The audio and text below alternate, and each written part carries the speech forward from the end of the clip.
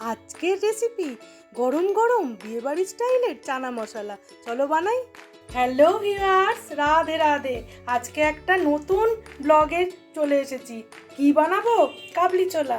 এই দেখো, রাত্রিরে ঘুমোতে যাবার আগে ভালো করে কাবলি ছোলাটা ধুয়ে ভিজিয়ে দিচ্ছি।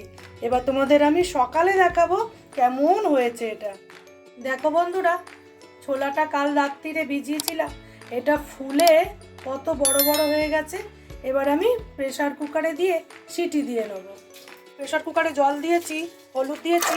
এবার আমি ছোলাগুলো দিয়ে সিটি দিয়ে নেব। নুন দেব, কড়া বসিয়েছি, সর্ষের তেল দেব।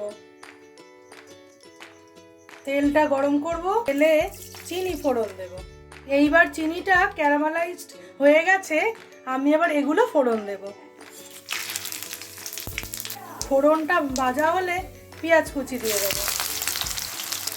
এইবার পেঁয়াজটাকে লাল লাল করে ভাজা করে নেব। পেঁয়াজটা ভেজে নিয়েছি, এবার ছোট ছোট টুকরো করে কেটে রাখা আলু ওর সাথে দিয়ে ভাজা করে নেব। এইবার ছোট ছোট কাটা টমেটো দিয়ে দেবো।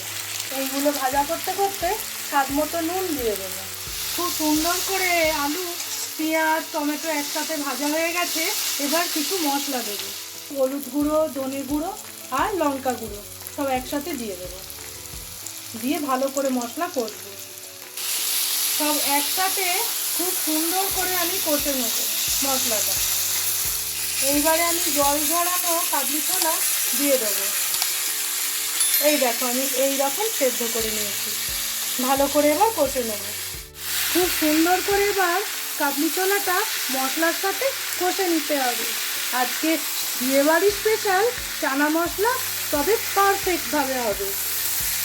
তোমরা দেখেই বুঝতে পারছো কি সুন্দর রঙটা এসছে। ভালো করে এটা মশলার সাথে ছোলাটাকে কষতে হবে, তবে স্বাদের দ্বিগুণ হবে।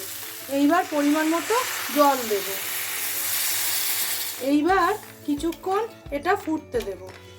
এইবার আমি গ্যাসের ফ্লেমটা অফ করে দিয়েছি। গরম মশলা গুঁড়ো দেব, কিছুটা ফ্রেশ ধনেপাতা কুচি ওপর থেকে দিয়ে দেবো, আর ওপর থেকে একটু ঘি দেবো।